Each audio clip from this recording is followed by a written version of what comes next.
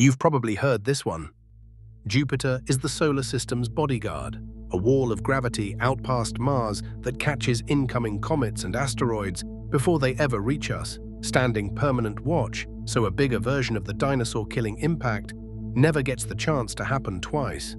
It's one of the most repeated facts in popular astronomy, the kind of line that shows up in documentaries without a citation attached. It's also, according to the scientists who actually ran the numbers, mostly wrong, and the real story of what Jupiter does to Earth is stranger and more useful than a simple shield. Start with why anyone believed it. Jupiter is enormous, 2.5 times the mass of every other planet combined, and mass means gravity. Anything that drifts close enough gets pulled off course, sometimes flung out of the solar system entirely, sometimes swallowed whole, sometimes just nudged onto a slightly different path and sent on its way again.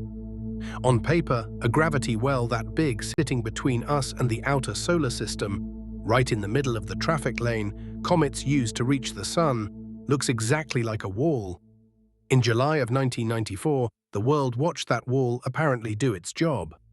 Comet Shoemaker-Levy 9 had already been torn into more than 20 fragments by Jupiter's tides, and over 6 days, those fragments slammed into Jupiter's clouds one after another, hitting with the combined force of roughly 300 million atomic bombs and leaving scars on the planet's face bigger than Earth itself. It was the first cosmic collision ever predicted in advance, and it looked like proof.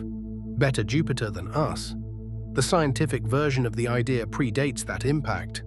In the early 1990s, planetary scientist George Wetherill ran simulations suggesting giant planets like Jupiter dramatically cut down the rate of comet impacts on the inner planets.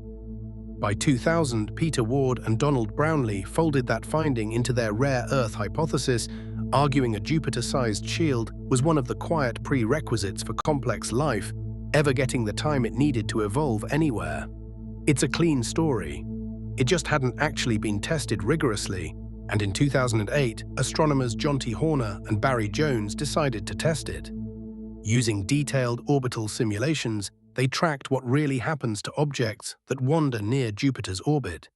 Instead of assuming a big planet automatically means a safer inner solar system. Their first paper, published in 2008 in the International Journal of Astrobiology, and simply titled Jupiter, Friend or Foe, tracked asteroids and found the shielding effect was far weaker than the popular version claimed.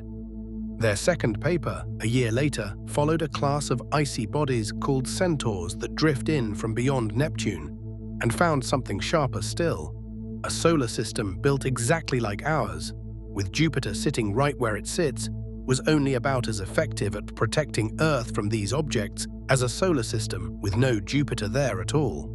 Planetary scientist Grazier ran his own simulations around the same time and reached a similarly uncomfortable conclusion, titling one of his papers, Jupiter as a Sniper Rather Than a Shield. Jupiter's gravity doesn't just push threats away, it also reaches into regions where objects were never headed toward Earth at all, and redirects a fraction of them onto courses that are. That's the part the Bodyguard story leaves out. A shield only ever blocks. What Horner's simulations showed is a planet that does both jobs at once, clearing out some genuine threats while manufacturing a smaller number of new ones, from material that would otherwise have sailed past us completely unbothered. Horner himself was careful not to overcorrect into the opposite myth, the tempting headline that Jupiter is secretly our enemy. In later interviews and papers, he described its role as genuinely dual, shield for some objects, threat for others, with the net effect depending heavily on which population of comets or asteroids you're tracking, how big they are, and over what timescale you're measuring. There isn't a single clean verdict here, no tidy number you can put on a poster. That's the honest answer, even though it's a far less satisfying one than either a protector or villain. So if Jupiter isn't really our bodyguard, why does it matter for Earth at all? The answer isn't in the present solar system, it's in what Jupiter did 4.5 billion years ago, long before there was an Earth worth protecting. In 2011, a team led by Walsh published a model in Nature called the Grand Tack. Jupiter, they proposed, didn't form where it sits today. It formed farther out, then migrated inward toward roughly where Mars orbits now, dragging material with it, before locking into a resonance with a still-forming Saturn and reversing course, tacking back outward like a sailboat changing direction. That round trip took only around 100,000 years, an eye blink on solar system timescales, but it reshaped everything downstream. It's the leading explanation for why Mars ended up so much smaller than early formation models predicted. Jupiter's inward pass swept away most of the raw material Mars would have needed to grow larger. It also reshuffled the asteroid belt into the two populations astronomers still see today when they look through a telescope: an inner ring made of drier, rocky material that formed close to the Sun, and an outer ring made of icier, more primitive material that was dragged in from far beyond Jupiter's original orbit, and stranded there during that same migration like debris left behind after a tide goes back out. And that primitive material was carrying something the inner solar system badly needed: water. Follow-up modeling estimates that Jupiter's migration delivered somewhere between 10 and 40 times the mass of Earth's current oceans into the terrestrial planet region. Water-rich rubble scattered inward and eventually swept up by the young, still-forming Earth. The exact number is still being argued over, and it's worth sitting with that honestly rather than picking whichever figure sounds most dramatic. Different simulations, run with different assumptions about the timing, speed, and exact route of Jupiter's tack, land on meaningfully different totals, sometimes by a factor of several. That's an active, ongoing disagreement among specialists working the same problem, not a settled figure anyone should quote as precise. What isn't in serious dispute across those competing models is the direction of the effect. Without that migration, the balance of evidence says Earth plausibly ends up a drier, rockier place than it is now. Put both findings side by side and the picture flips.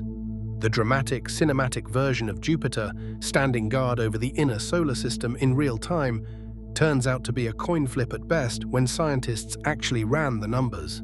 The quiet, unglamorous version, a wandering planet that rearranged the solar system billions of years before anyone existed to be threatened, is the one still visible in Earth's oceans right now. None of that makes Jupiter irrelevant to Earth's story. It makes it a different kind of relevant, a slow architect working on a 100,000-year timescale instead of a fast bodyguard working in real time. And the mix-up between the two says something about how these stories spread. Jupiter blocks the comets is simple, visual, and finishes in one sentence. Jupiter dragged water across the solar system 4.5 billion years ago while sculpting the mass of an entire other planet needs a diagram and a decade of orbital modeling to even state clearly. Only one of those was ever going to win a popularity contest, and it wasn't the true one. So the next time someone tells you Jupiter is out there right now, catching comets meant for us, the honest answer is maybe, sometimes, for some of them, and it's also quietly flinging a few our way that would otherwise have missed us clean. But the job it actually finished happened long before any of that mattered. In the first 100,000 years of the solar system's existence, when a young, wandering planet dragged enough water across the gap between the outer dark and the inner rock